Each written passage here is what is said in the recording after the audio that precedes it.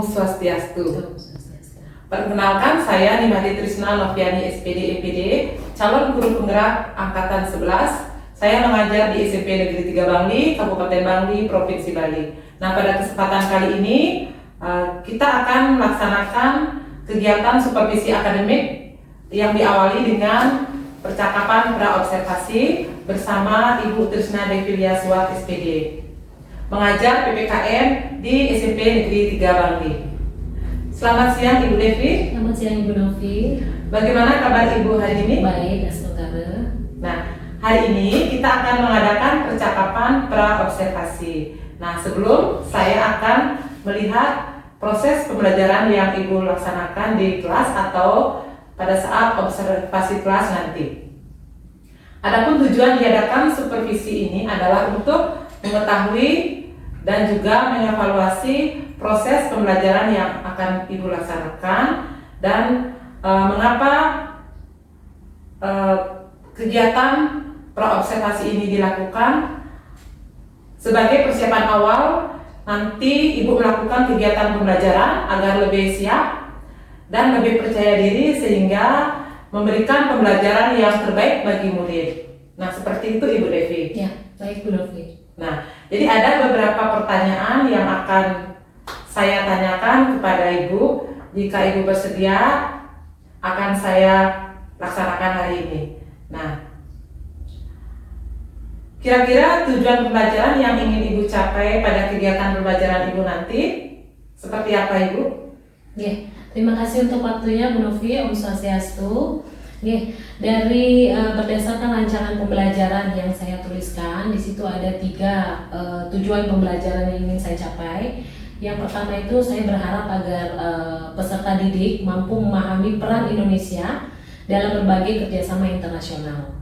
Kemudian yang kedua, peserta didik mampu menganalisis bentuk peranan Indonesia dalam kerjasama dengan internasional.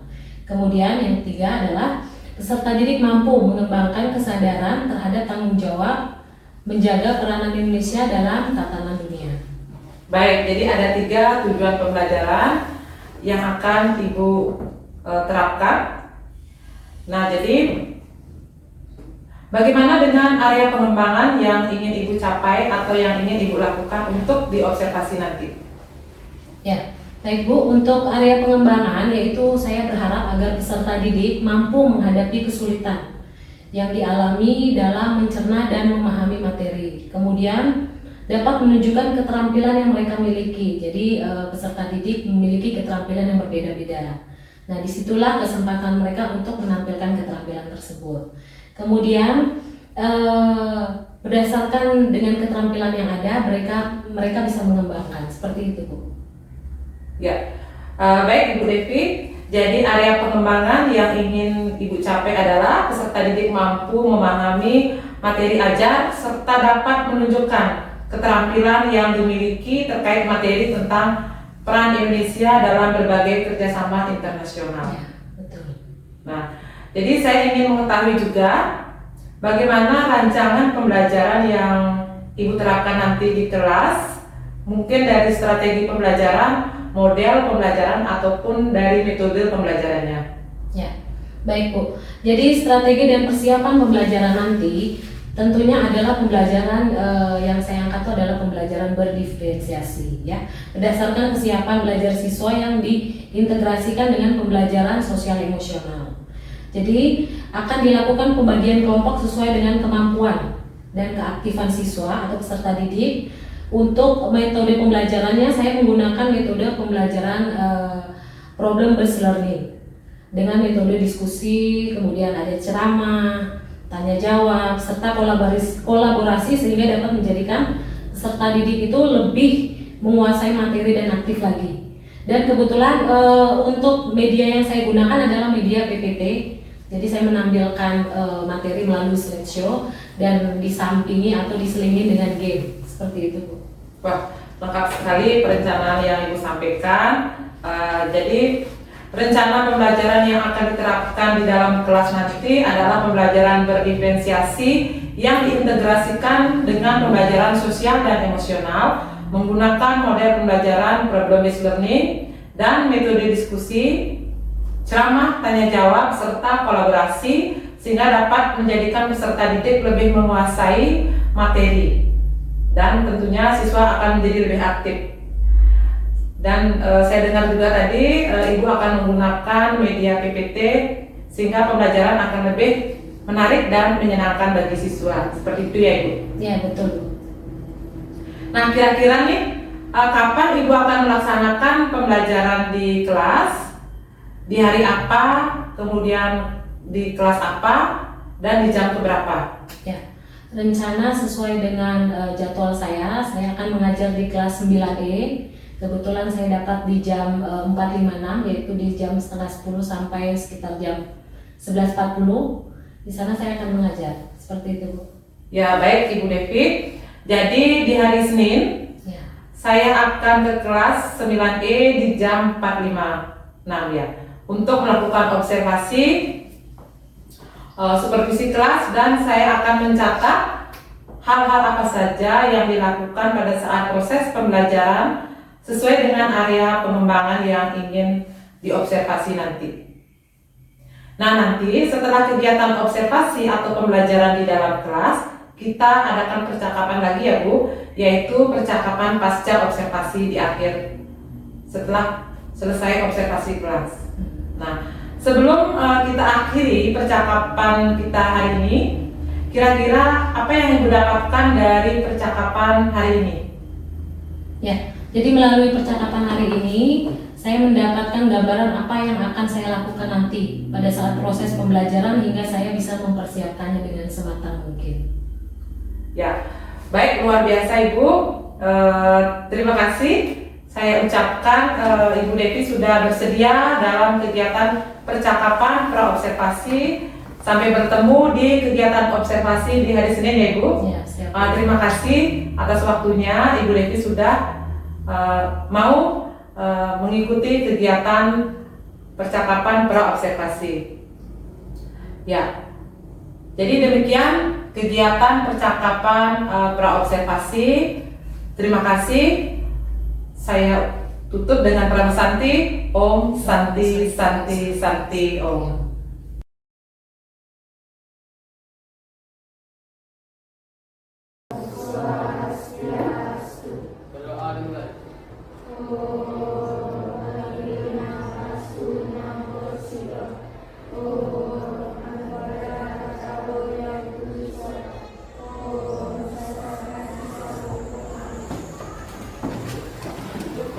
Selamat pagi. Selamat pagi. Apa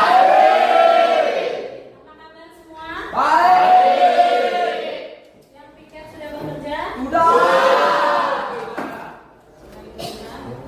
Ini beberapa sampah masih ditemukan di depan, ya. Kalau yang piket sudah bekerja, yang lain ikut mendukung. Caranya bagaimana? Dengan tidak membuang sampah. Kan sudah ada tempat-tempatnya yang baru, ya. Coba di sana nanti pilah sesuai dengan jenis sampahnya, ya.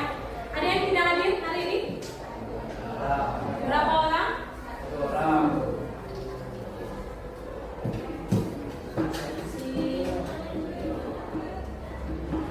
Oh ya, kita. Oke anak-anak, untuk hari ini kita akan masuk bab 3 tentang peranan Indonesia dalam tatanan dunia. Ada yang sudah sempat membaca buku tentang bab 3? Belum. Kenapa? Karena malas. Ya. Biasakan ya. Malamnya itu kalian lihat lo besok pelajaran apa, jadwalnya dilihat. Karena buku selesai, baca-baca. Ya. Jadi saat ditanyakan bisa kalian menjawab. Oke, peranan Indonesia dalam tatanan dunia. Ya. Jadi dari bab 3 ini adalah tujuan pembelajaran. Yang pertama, kalian dapat memahami peran Indonesia dalam berbagai kerjasama internasional. Jadi kerjasama Indonesia dengan negara-negara lain. Karena setiap negara itu perlu kerjasama. Ya, tidak mungkin ada negara yang bisa berdiri sendiri. Setelah dia merdeka ya udah kita bebas segalanya. Tapi tapi kita sendiri. Kemudian tujuan yang kedua adalah kalian mampu menganalisis bentuk peranan Indonesia dalam kerjasama internasional. Ya. Dan yang ketiga adalah mampu mengembangkan kesadaran terhadap tanggung jawab menjaga peranan Indonesia dalam tatanan dunia. Ya. Oke, tujuan negara. Masih ingatkah kalian apa saja tujuan negara? Merdeka. Kita belum merdeka? Sudah. Sudah atau belum? Sudah. Ya, tapi secara apa? Secara de facto. Tapi secara beberapa dengan permasalahan yang kita hadapi belum. Masih ada kita dijajah oleh beberapa permasalahan dari dalam. Contohnya apa? Narkoba, korupsi. Ya, itu juga termasuk penjajahan. Ya. Masih ingatkah kalian apa tujuan negara? Oke, Isma.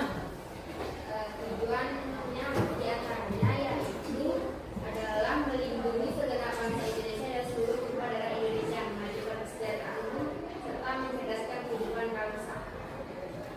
Selain itu, terdapat tujuan yang terkait dengan peran Indonesia di dunia, yakni ikut melaksanakan ketertiban dunia yang berdasarkan kemerdekaan, perdamaian abadi dan keadilan sosial.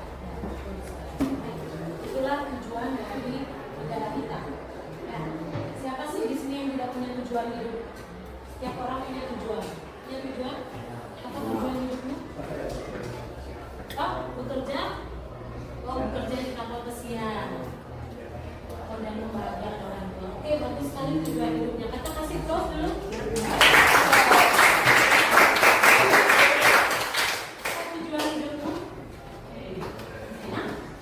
Oh, hidup. Tujuan hidupnya adalah selalu hidup. Ya, itu aja. Tidak ada kreativitas atau karya lain. Oh, belum kepikiran. Oh, mau jadi penyanyi katanya. Sesuai dengan hobinya. Ya. Ada lagi yang punya tujuan yang unik mungkin? Tujuan. Menjadi pengusaha yang sukses. Ya. Dan semuanya gue yakin pasti memiliki tujuan yang baik. Ya, sama halnya seperti negara kita. Kita ingin memberikan tujuan yang baik kepada masyarakat Indonesia. Ya.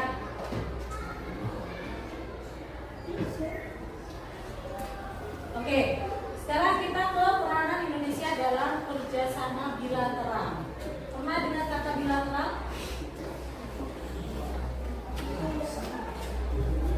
Hah? Tidak? Di IPS ini paling sering disebutkan bilateral.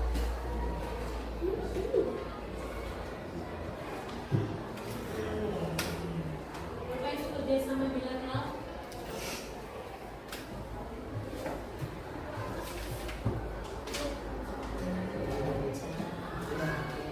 Kalau sudah ibu tanya apa ini bilateral dan lain sebagainya, kalau kurang paham bukunya dilihat kembali.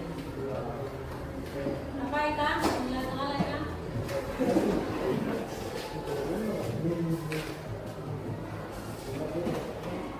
Sebelum lanjut, ibu ingatkan kembali kesepakatan kelas, ya.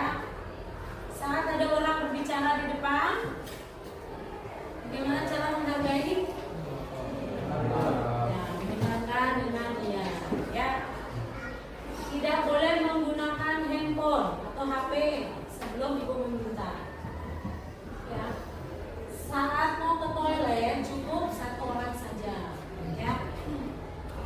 Oke, silakan kita lanjut dengan apa yang dimaksud dengan bilateral. Ya, nanti. Kerjasama bilateral merupakan suatu perjanjian kerjasama yang dilakukan oleh suatu negara dengan negara lain untuk membangun sebuah kesepakatan bersama dengan kembali. Oke, kerjasama. Pasal, coba pasal. Menurut kamu apa manfaat kerjasama dengan negara lain? Apa manfaatnya kamu memiliki teman yang banyak, bisa bekerja sama? Pakai logika aja. Apa manfaatnya kira-kira ya? Kenapa kita harus bekerja sama dengan negara lain? Hah? Agar bisa? Oh, oke. Agar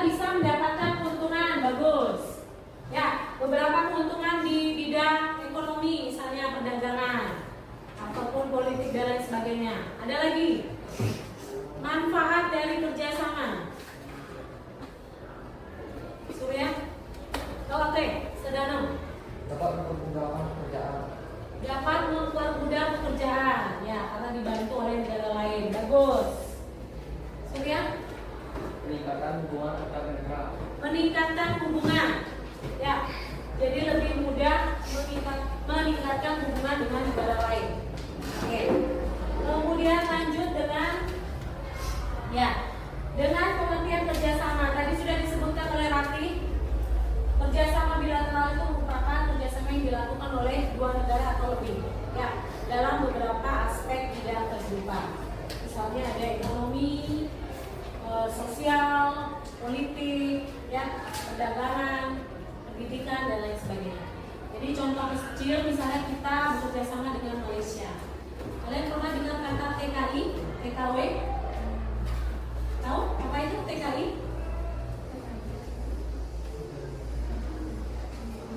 Tenaga Kerja Indonesia. Ya, itu juga merupakan salah satu contoh dari kerjasama bilateral. Bukan hanya setiap masyarakat yang berangkat atau TKI yang berangkat, oh sudah aman, enggak. Pernah kalian mendengarkan berita bahwa ada yang dicambuk, mendapatkan tindakan kekerasan? Pernah? Memang banyak TKI mendapatkan perlakuan kasar lah, ya. Jadi di situ peran Indonesia sebagai pelindung bagi TKI yang berangkat, ya. Karena TKI ini juga membawa nama baik dari Indonesia. Jadi sudah sewajarnya atau seharusnya masyarakat pemerintah Indonesia menjaga hak setiap orang yang berada, ya. Kemudian, ya, kerjasama bilateral atau juga disebut sebagai bipartite treaty merupakan suatu perjanjian kerjasama yang dilakukan suatu negara dengan negara lain untuk membangun sebuah kesepakatan, ya, seperti yang sudah disampaikan, kesepakatan di berbagai bidang. Kerjasama bilateral ini akan saling menguntungkan, jadi tidak ada yang hanya satu belah pihak aja yang untung, tidak. Itu namanya kecurangan di antara beberapa negara yang melakukan itu, ya. Jadi harus sama-sama untung.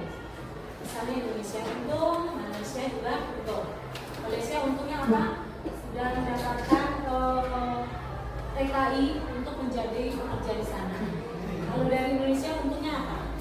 Dari segi finansial, keuangan negara, ya, seperti itu.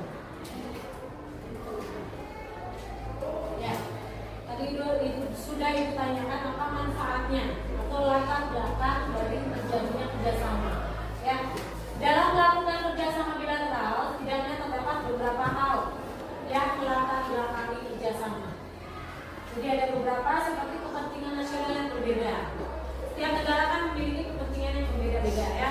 Misalnya Indonesia dari kepentingan ekonominya mungkin merasa lemah, minta bantuan atau kerjasama dari negara yang lebih maju, yang teknologinya lebih maju, ya. Kemudian perdamaian di kawasan. Jadi ada beberapa negara yang merasa perlu perdamaian, sehingga dilaksanakanlah kegiatan atau kerjasama bilateral. Kemudian kesejahteraan ekonomi nasional. Ada perbedaan sumber daya alam. Karena misalnya contoh di Indonesia, kita kaya dengan apa? Rempah-rempah. Jadi negara lain belum tentu memiliki rempah-rempah yang sama seperti kita. Makanya kita kan dulu banyak dijajah oleh negara lain karena apa? Karena kita kaya dengan rempah-rempah. Mereka ini memiliki wilayah Indonesia yang subur, ya. Kemudian perbedaan ilmu pengetahuan dan teknologi seperti yang Ibu sampaikan tadi. Jadi ada beberapa negara maju yang akan bekerja sama dengan Indonesia. Dan perbedaan ideologi. Apa itu ideologi? Masih ingat?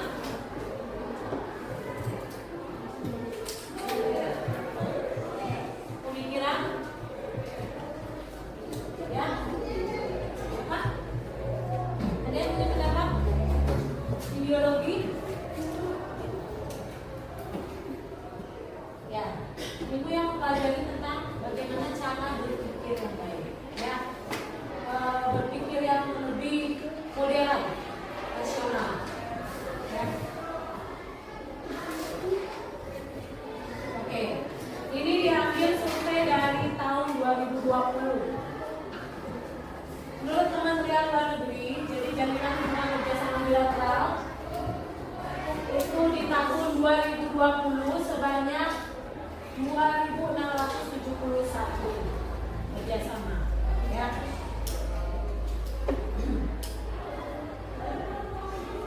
Ya, jadi dengan kerjasama itu kita juga memerlukan beberapa asas atau prinsip penting.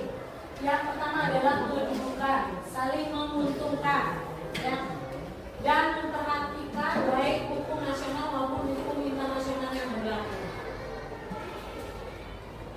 Ada beberapa tata cara ataupun bagaimana caranya kita melakukan hubungan bilateral dengan negara lain. Itu tertera dalam ini Undang-Undang Nomor 24 Tahun 2000, yaitu dimulai dari penjajakan. Contoh ya, misalnya kita ingin melakukan kerjasama dengan Malaysia yang dekat aja, kan? Kita harus melakukan penjajakan pertama ke sana. Kira-kira bagaimana negara ini, apakah siap kita lakukan kerjasama atau tidak? Ya. Kemudian yang kedua adalah perundingan. Kita berunding dengan negara Malaysia. Bolehkah negara saya bekerja sama dengan negara Anda? Apakah masyarakatnya siap atau tidak?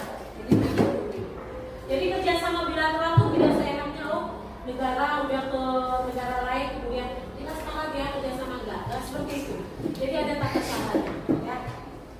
Perundingan, kemudian penerimaan.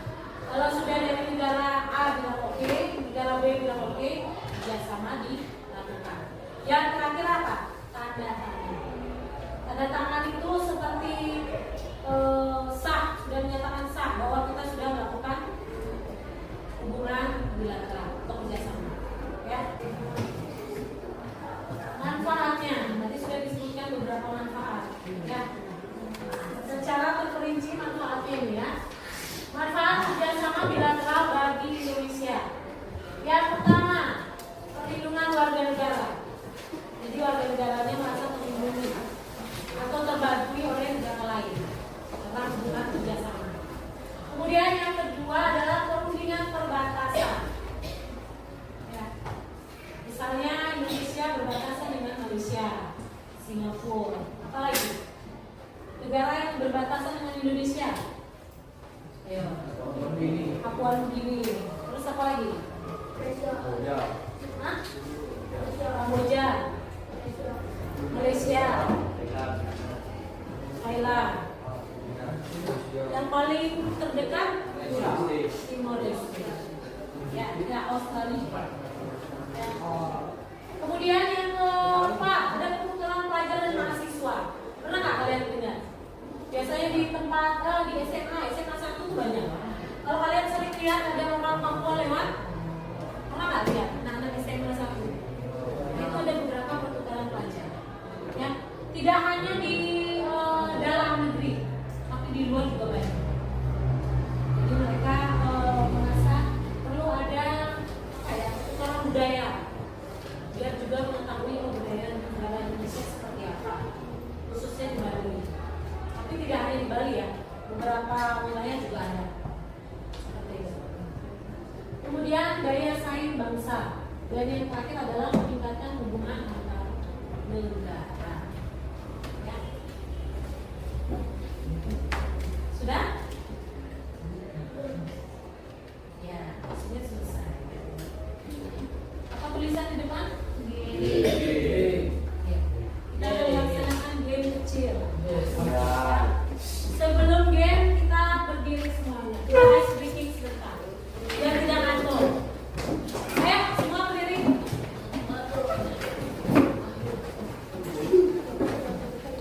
Yang sedang berdiri berdiri. Oke, tinggalkan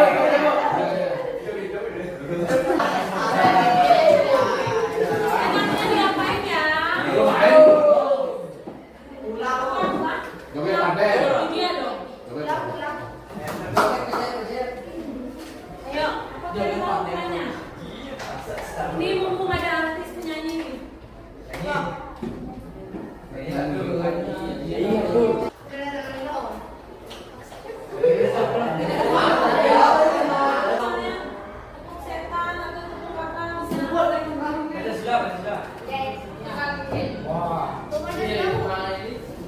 Jangan kali gel. Cuma kali-kali aja. Pokoknya salah. Oke, tutup Pancasila.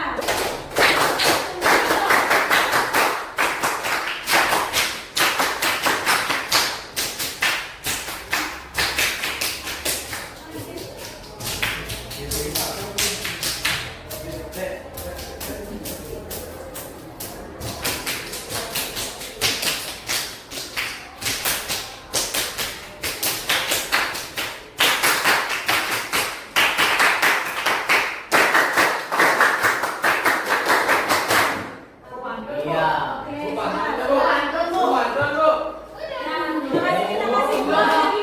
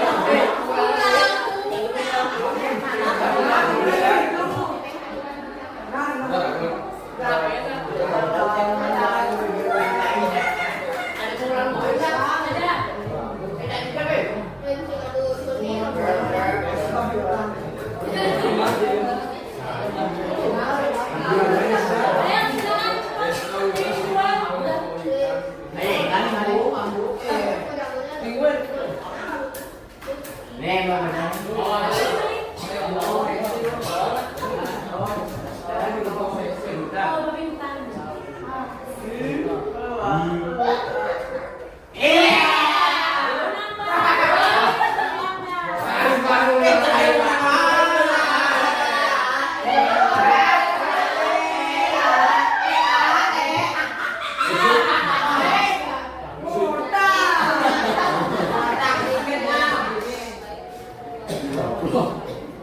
Jadi tidak silakan, Bu. Apa jawabannya? Kerjasama. Kerjasama bilateral.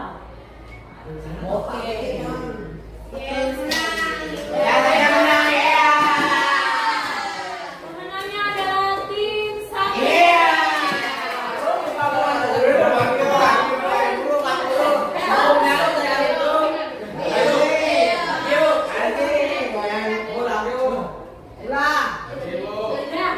Ya, nanti lagi kita. Ya. Sekarang kita akan lakukan diskusi kelompok. Silakan bentuk 6 kelompok. Biar pilih ya. Kalau ibu pilih biarkan bergeser-geser kelompok 1, 2, 3, 4, 5. Sekarang tugas kalian adalah mencari contoh dari kerjasama antara negara Indonesia dengan negara lain yang masih dilakukan sampai sekarang. Ya. Silakan kalian buat satu kelompok satu, kemudian ibu kasih waktu kurang lebih 20 menit langsung presentasikan. Buatnya di kertas seperti tadi. Tamunya juga. Kerjasamanya di bidang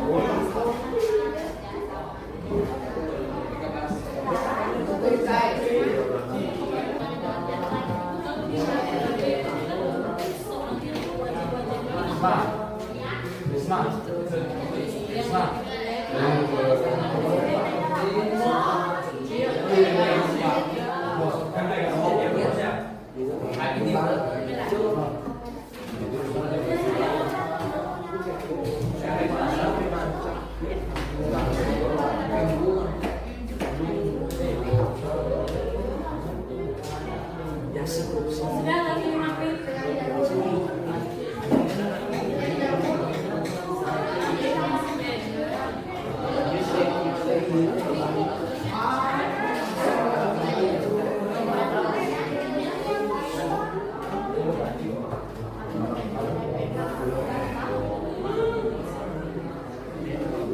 Yang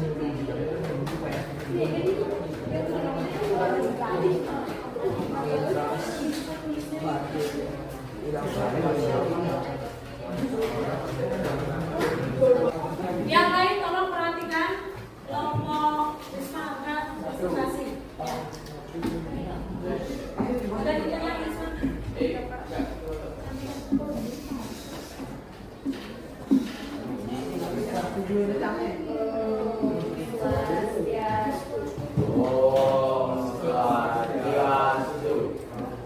Jadi perkenalkan, kami di sini sebagai perwakilan dari kelompok 1 akan mempresentasikan hasil dari diskusi kami. Sebelumnya, izinkan kami untuk memperkenalkan diri terlebih dahulu. Perkenalkan, nama saya Putri Risma Dewi, nomor absen 29, dan rekan saya. Perkenalkan, nama saya Nikmat Jika, absen 20. Yang ketiga ada Nyoen Putri Agustini, absen 26. Keempat, Komang Dede Dharma Putra, absen 11. Dan yang kelima ada Komang Andra Veda Utama Pinase, nomor absen 9. Kerjasama bilateral Indonesia dengan negara lain. Yang pertama ada negara Jepang. Indonesia dan Jepang telah melakukan kerjasama melalui Indonesia-Jepang Economic Partnership Agreement atau bisa disingkat jadi IJPA sejak tahun 2008 sampai saat ini. IJPA bertujuan untuk membebaskan perdagangan dan menarik investor Jepang ke Indonesia. Sampaikan dan kami buka untuk sesi tanya jawab. Untuk kelompok yang ingin bertanya, Silakan sesi diskusi. Ada yang mau bertanya? Ya. Nomor absen. Mengapa Indonesia melakukan kerjasama dengan Jepang? Indonesia dengan Jepang melakukan kerjasama yaitu bertujuan untuk membebaskan perdagangan dan menarik investor Jepang ke Indonesia. Ya, oke. Apakah bisa diterima? Ada lagi? Sudah? Tidak? Oke, sekarang ditutup. Jadi sekian materi yang dapat kami sampaikan. Kami mohon maaf untuk kesalahan dalam ucapan kami dan kami tutup dengan para pesanti. Om Santi Santi Santi. Oke, terima kasih.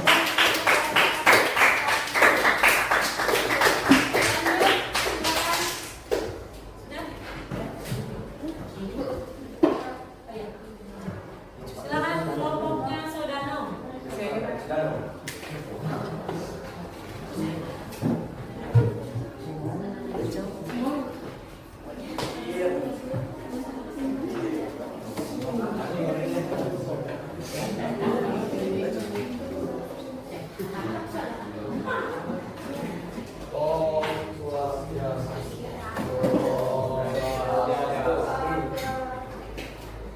Kenalkan, saya Jendra Buka, nama saya Jawabin Pradana. Ini kita akan membahas tentang kerjasama dan pengenalan negara lain. Pertama, negara Indonesia dengan Singapura. Presiden Joko Widodo dan Perdana Menteri Singapura di Hai Singapura. Apakah ada yang bertanya? Silakan yang mau bertanya. Oke, Surya. Apa keuntungan yang diperoleh dengan melakukan kerjasama?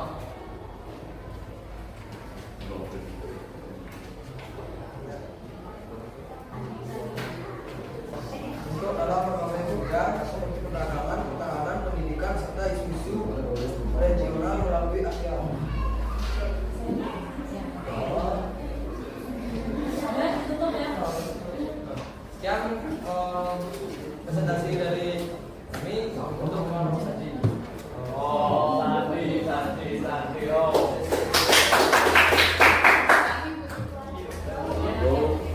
Sudah, yang lain bisa dikumpulkan aja. Surya, silakan bergerak ambil punya.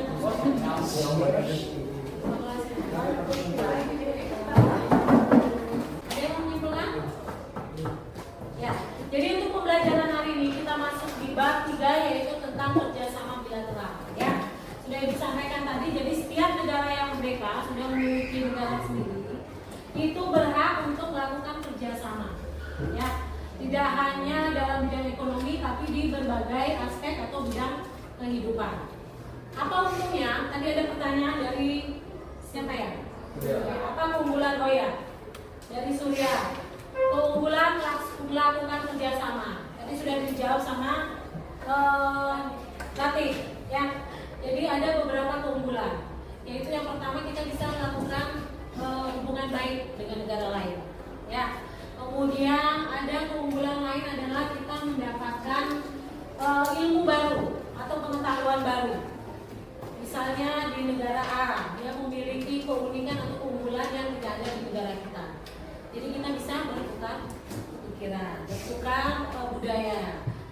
seputar pengetahuan.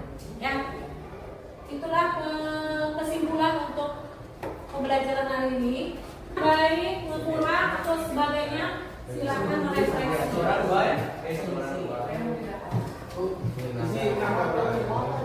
Kenapa? Pemikiran ibu.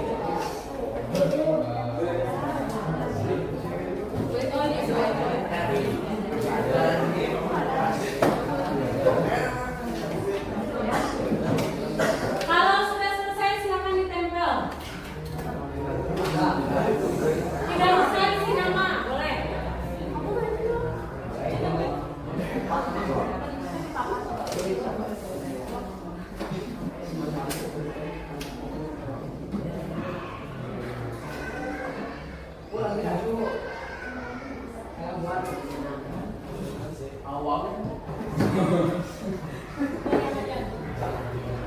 Sudah? Sudah, silakan ditempel ke depan. Biar cepat. Ya, kita silakan pasang kalau. Ya.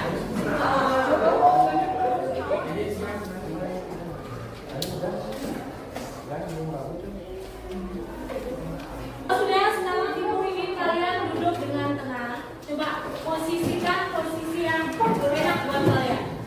Mau posisinya ada tidur silakan.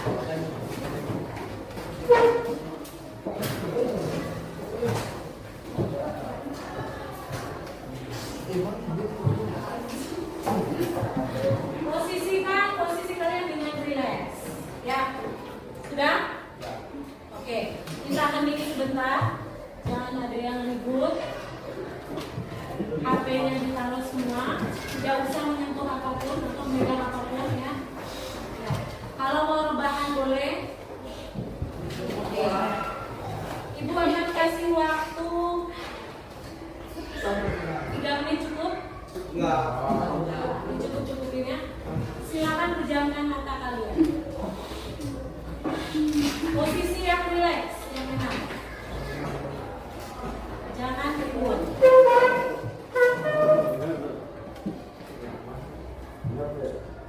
Relax. Pokoknya santai aja. Ya. Cari posisi yang enak.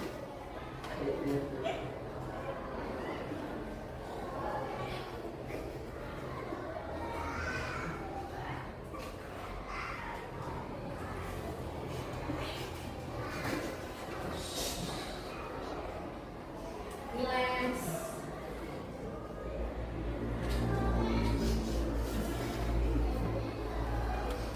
Rasa sangat santai sekali ya. Tidak ada fisik yang tidak mengganggu konsentrasi teman yang lain. Pokoknya santai. Sudah dong. Sudah dong.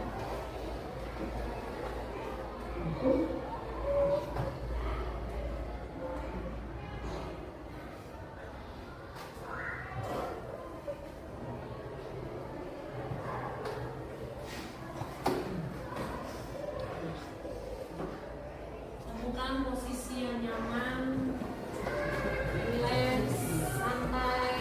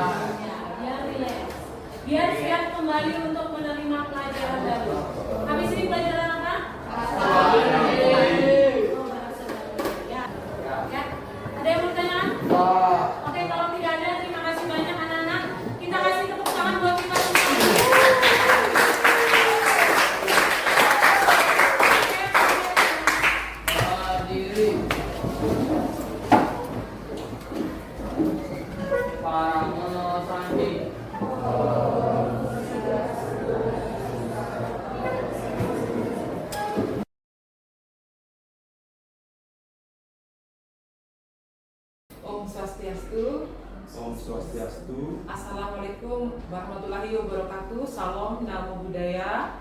Salam sejahtera untuk kita semua.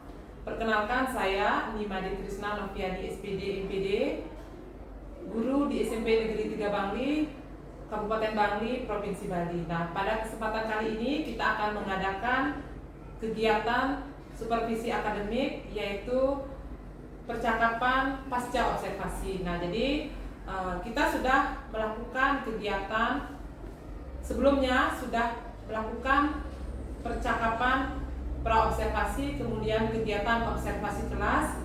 Nah, hari ini kita akan mulai dengan percakapan pasca observasi. Nah, di samping saya sudah ada pengajar praktek dan juga rekan guru di SMP Negeri 3 Bangli. Selamat siang Ibu Devi. Selamat siang. Selamat siang Pak Putu. Selamat siang Bu Novi. Bagaimana kabar Ibu hari ini dan Pak Putu? Kabar baik, Bu. Ya, luar biasa Bu. Ya, baik. Terima kasih Pak Putu dan Ibu Devi sudah menyempatkan hadir mengikuti kegiatan percakapan pasca observasi.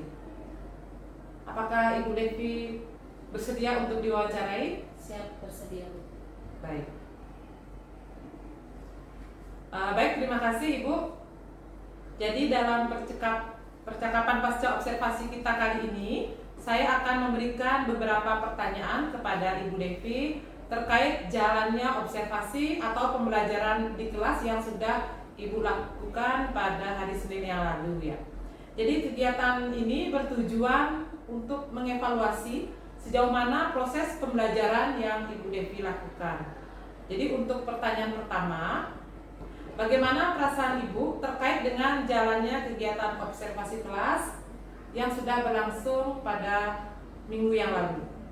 Ya, terima kasih Bu Novi. Jadi perasaan saya waktu itu mungkin sedikit agak tegang ya, karena kemudian saya diobservasi langsung oleh guru atau teman sejawat. Kemudian karena juga belum terbiasa diobservasi, namun semua itu bisa diatasi dari kegiatan pembelajaran yang sudah berjalan dengan baik. Seperti itu. Ya Ibu, jadi proses pembelajaran yang Ibu lakukan telah berjalan dengan baik ya. Jadi bisakah Ibu bercerita kembali area yang dikembangkan pada saat observasi kelas? Nah, kemudian langkah-langkah pembelajaran apa yang Ibu lakukan dalam pembelajaran tersebut? Ya, baik Bu. Untuk area pengembangan, yaitu diharapkan agar peserta dididik mampu menghadapi kesulitan dalam mencerna dan memahami materi ajar, serta dapat menunjukkan keterampilan yang dimiliki di masing-masing peserta didik terkait materi tentang peranan Indonesia dalam berbagai kerjasama internasional. Kemudian untuk langkah-langkah itu, yang pertama saya membuat RDP dulu atau modul ajar. Kemudian modul ajar itu yang berdiferensiasi dan terintegrasi dengan kompetensi sosial emosional. Kemudian saya membagi kelas dalam beberapa kelompok sesuai dengan gaya belajar siswa dan kemampuan serta keaktifan siswa. Seperti itu. Baik Ibu. Jadi area pengembangannya yaitu kemampuan siswa dalam memahami materi ajar serta dapat menunjukkan keterampilan yang dimiliki terkait materi tentang peran Indonesia dalam berbagai kerjasama internasional ya Bu. Ya. Nah, menurut Ibu sejauh mana area pengembangan yang sudah Ibu sampaikan tadi sudah berhasil dilaksanakan sesuai harapan Ibu atau belum? Ya, kalau menurut saya secara pribadi sudah berjalan dengan baik Bu. Walaupun ada beberapa kendala termasuk kekurangan seperti waktu yang tidak tepat dengan sasaran ataupun berakhir tepat waktu. Seperti itu. Wah, luar biasa Ibu, kegiatan pembelajaran yang Ibu lakukan itu sudah berjalan dengan baik walaupun masih ada sedikit kekurangan. Nah, menurut Ibu kendala apa saja yang Ibu hadapi saat melakukan proses pembelajaran? Jadi ada beberapa kendala yang saya hadapi seperti saat membagi kelompok ada beberapa siswa yang kurang aktif. Ya, Jadi kurang mau berbaur dan kerjasama dengan temannya seperti itu. Nah, kira-kira mengapa hal itu bisa terjadi, Bu Devi? Mungkin karena anak kurang aktif itu alasannya karena mereka kurangnya literasi atau mencari sumber belajar dari berbagai media, dan manajemen waktu juga sulit bagi saya karena tidak terasa sudah waktu istirahat padahal pembelajaran belum selesai karena siswa mengerjakan tugas terlalu memakan waktu yang lama seperti itu. Nah, dengan adanya kendala-kendala tersebut, jadi solusi apa nih yang tepat menurut Ibu dalam menangani masalah tersebut? Mungkin kalau dalam kurangnya literasi, saya akan mencoba menyiapkan berbagai sumber belajar untuk peserta didik, seperti mungkin penayangan video, kemudian meminta siswa agar membiasakan diri untuk literasi dari berbagai sumber sebelum pembelajaran dimulai, sehingga pembelajaran agar berjalan lebih efektif lagi. Gitu. Nah, untuk manajemen waktu ini mungkin saya akan menentukan durasi pada setiap kegiatan yang disepakati bersama dengan siswa agar lebih efektif dalam manajemen waktu. Baik, jadi Ibu akan menyiapkan berbagai sumber belajar untuk peserta didik seperti penayangan video pembelajaran dan menyuruh siswa agar membiasakan diri untuk melakukan literasi dari berbagai sumber sebelum pembelajaran dimulai. Dan juga Ibu menyepakati durasi waktu dalam pengerjaan tugas bersama-sama siswa ya Bu. Baik, semoga dapat terrealisasi dan dapat melaksanakan pembelajaran yang lebih baik lagi sesuai dengan apa yang Ibu harapkan. Jadi kalau boleh saya tahu, kapan ini Ibu mau melaksanakan apa yang Ibu telah rencanakan tadi? Ya Bu, lebih cepat tentu akan lebih baik ya.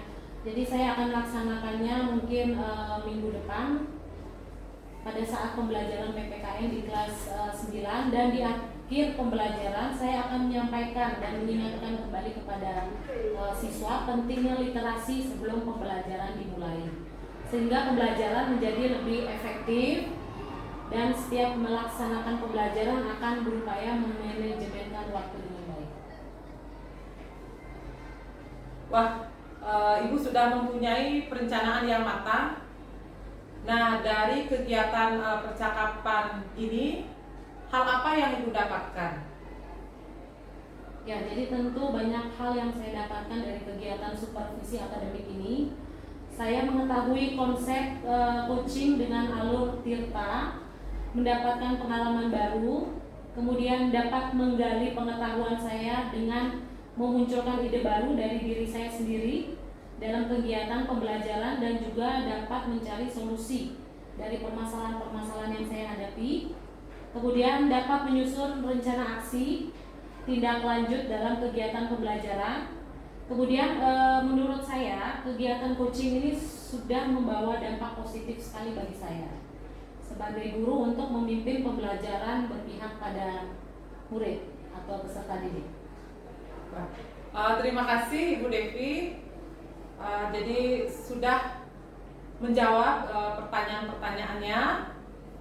Semoga semua rencana Ibu dapat terrealisasi dengan baik sesuai dengan harapan Ibu. Baik, sekarang saya berikan waktu kepada Bapak pengajar praktek kita, yaitu Bapak Putu Adi Surya, SPD, untuk memberikan umpan balik untuk percakapan pasca observasi ini atau tentang kegiatan observasi kelas yang sudah dilakukan oleh Ibu Devi. Terima kasih atas kesempatannya. Sebelumnya selamat pagi Bu Novi dan Bu Devi. Selamat pagi. Gimana kabarnya Bu Novi dan Bu Devi? Baik, Pak Putu. Kelihatannya dari wajahnya yang penuh senyum, menampakkan aura positif pada pagi hari ini. Semoga meskipun di tengah padatnya rutinitas kita sebagai guru dan juga sebagai keluarga di masyarakat juga, kita dapat mengatur semuanya dengan baik sehingga apa yang kita lakukan, peran-peran itu dapat kita maksimalkan. Nah, terima kasih banyak Bu Novi dan Bu Devi sudah menyempatkan waktunya di kegiatan pendampingan individu kelima, di mana Bu Novi sebagai CGP melakukan rangkaian supervisi akademik kepada Bu Devi sebagai rekan sejawat. Ya, terima kasih banyak Bu Devi sudah bersedia menjadi rekan sejawatnya dari Bu Novi untuk melakukan rangkaian supervisi akademik yang dimulai dari praobservasi pembelajaran, kemudian observasi pembelajaran, sampai yang terakhir di pasca observasi yang kita lakukan hari ini. Berdasarkan apa yang sudah ditampilkan barusan dan juga berdasarkan rekaman video di praobservasi dan saat observasi yang sudah dikirimkan oleh Bu Novi dan sudah saya pelajari, mungkin saya ingin memberikan beberapa hal untuk umpan baliknya. Oke, izin untuk menyampaikan. Jadi sebenarnya dari apa yang sudah dilakukan dari rangkaian supervisi akademik itu menggunakan yang namanya prinsip coaching. Coaching ini mungkin sebagai gambaran juga kepada Bu Devi, karena mungkin ini hal yang baru mungkin bagi Bu Devi.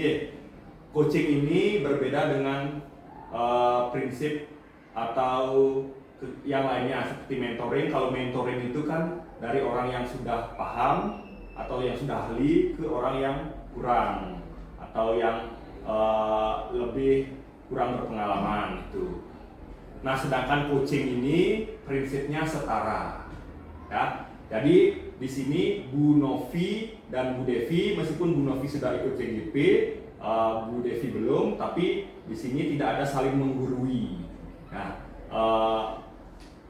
harapannya biar Bu Devi itu tidak merasa takut gitu ya, tidak merasa apa namanya ya, Bu Novi ini sepertinya kayak istilah kasarnya sok-sokan itu menggurui, dianggap seperti itu ya. Jadi seperti teman, rekan sejawat ya. Nanti Bu Devi itu diharapkan bebas menyampaikan pendapatnya, tidak ada rasa segan dengan Bu Novi itu. Tadi yang saya lihat sudah seperti itu, sudah luar biasa sekali. Jadi prinsip kemitraannya itu sudah berlangsung, sudah berjalan. Di mana Bu Devi itu sudah merasa nyaman dengan Bu Novi dari awal, dari pra sampai pasca sekarang sudah merasa nyaman, dan tujuan itu ditetapkan oleh Bu Devi, bukan dari Bu Novi ya. Tujuan dari melakukan percakapan ini ditentukan oleh Bu Devi sendiri. Itu sudah merupakan prinsip kemitraan dari coaching ini, sudah menampilkan kesetaraan, tidak saling menggurui, dan juga Bu Novi tidak langsung memberikan saran. Kalau di coaching nggak boleh Bu Novi memberikan saran langsung kepada Bu Devi, tapi Bu Devi lah yang nanti mengetahui sendiri berdasarkan arahan atau tuntunan dari Bu Novi. Ya. Tuh. Kemudian itu kemitraan sudah. Prinsip yang kedua dari coaching ini yaitu proses kreatif. Jadi proses kreatif itu sudah berjalan dua arah, di mana bukan Bu Novi saja yang berbicara, tapi Bu Devi juga berbicara juga, bahkan Bu Devi lebih banyak berbicara porsinya ya. Tadi mengungkapkan banyak hal, apa yang dirasakan, atau apa yang akan diperbaiki itu sudah dari Bu Devi sendiri, bukan dari Bu Novi ya. Itu sudah melibatkan proses kreatif, percakapan dua arah. Kemudian Bu Novi juga sudah berusaha mendengarkan secara aktif, tidak sambil main HP gitu ya. Sudah fokus sama Bu Devi-nya. Jadi itu sudah termasuk mendengarkan aktif. Dan juga pertanyaannya sudah dapat menggali sehingga Bu Devi mampu untuk menyadari apa yang masih perlu ditingkatkan dan apa yang akan dilanjutkan ke depannya agar dapat memperbaiki hal-hal yang masih kurang tersebut. Nah, kemitraan proses kreatif yang ketiga itu memaksimalkan potensi. Dari apa yang disampaikan oleh Bu Devi tadi, sepertinya sudah nampak bahwa Bu Devi itu sudah dapat menghasilkan tindak lanjut ke depannya. Apa yang akan diperbaiki dalam proses pembelajaran berikutnya, dan juga tindak lanjut tersebut bukan dari Bu Novi, bukan Bu Novi yang memberikan saran, tapi dari Bu Devi sendiri yang berusaha menggali dari dirinya sendiri, dari pemikirannya sendiri. Kemudian percakapan sudah ditutup dengan apresiasi terhadap Bu Devi dan juga ada kesimpulannya juga terkait apa yang sudah dilaksanakan selama rangkaian supervisi akademik. Jadi saya rasa apa yang sudah ditampilkan barusan dan juga ketika pra observasi dan observasi sudah merupakan alur dari Tirta, sudah mencerminkan alur Tirta untuk percakapan kucing. Semangat terus ya Bu Novi, baik itu juga Bu Devi ya. Semangat terus, semoga dapat meningkatkan lagi pembelajarannya yang akhirnya nanti dapat juga berdampak pada murid.